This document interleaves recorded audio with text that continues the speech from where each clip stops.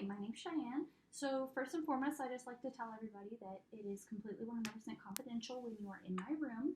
The only reason why anything would ever leave is if you tell me anything about hurting yourself or potentially harming others. Other than that, there is no leaving this room with information. So, with my first interview, I always like to kind of just get to know each other, get a little backstory, just so that you kind of have the feeling of how we're gonna present ourselves. So tell me a little about yourself. My name is Bethany. I'm a single mom. I have an 8-year-old daughter. Her name is Michaela. And I guess I just struggle a lot mentally because it's hard to raise a child on your own. And like with it being close to Valentine's Day, I have to work and I can't afford to take off. So I can't do things that other parents do. I can't go to her Valentine's Day party at school. It's hard for me to make sure that she has all the things that she needs. I guess I can provide what she needs. It's just hard for me to provide what she wants. And I struggle with that. It's completely understandable. Well, tell me a little bit about her. She's 8. She is the light of my life. Blonde hair and blue eyes, and she's amazing. That's awesome. Yeah, she's smart and she's happy, and she likes to play outside. And so tell me a little bit on why you think you can't give her what she wants. Well, because I just feel like all kids want more. And I can provide her basic needs, but I don't make a lot of money, and I just want to make sure that I just want to give her more than what I had. It's completely understandable. Every parent wants more for their child than what they have. So tell me a little bit about your parents. My parents are divorced. My mom's name is Sharon. My dad's name is Jim. And my mom and dad, my mom lives in El Dorado Springs now. My dad lives in Houston, Texas. And my mom, when I was younger, after they divorced, she remarried. My mom and dad had me and my sister Tanya. And then when they divorced, they both remarried other people. My mom married John and had 2 more kids, Gunnar and Haley. They're quite a bit younger than I am. And my dad married my stepmom, Terry, and she has 2 children, a boy, Chad, and a girl, Trisha. And they are probably 4 and 8 years younger than me. So you're the oldest out of all of your siblings. I am the oldest. How does that kind of make you feel being the oldest? I don't know. I feel it's fine. I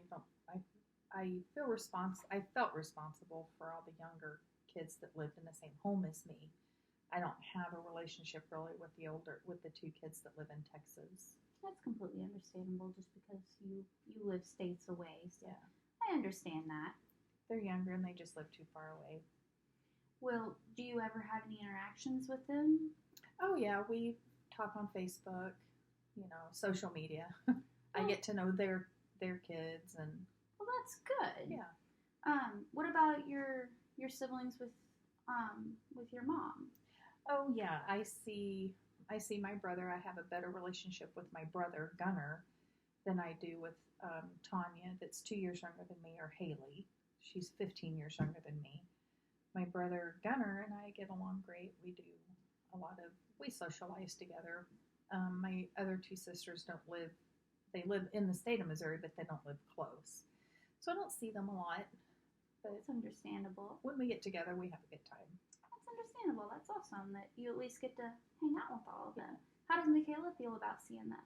Oh, she loves them. She enjoys seeing them and getting to play with the kids. Their kids are a lot younger than she is, but so she gets to play house. She gets to play mom with them when they come around. Oh, that's awesome. So, kind of tell me about other close relatives that you have that are around here. I don't really have any close relatives. My mom is the youngest of 6 kids, and all her siblings, they're all spread out. And my cousins, which their children, all my cousins, none of them live here. Okay. So, So, kind of tell me what your childhood like neighborhoods and stuff like that was like. when my parents were married, we lived in a little neighborhood with city blocks, and there was a pool close. And we used to go down and we'd get to walk to the pool and swim and just have a good time. When after they divorced, and my mom remarried John, we moved out into the country, and we had horses and cows, and I got to be involved in 4-H and raise a calf and goats and chickens. That's awesome. So, how old were you when you moved out to the farm with your mom and John? Probably 15. So it was pretty. No, I must have been like 13 because my brother's 13 years younger than me, and my sister's 15 years younger than me. Okay. I was 12 or 13 when we moved out in the country. Do you feel like that was a hard transition for you? That wasn't a really hard transition.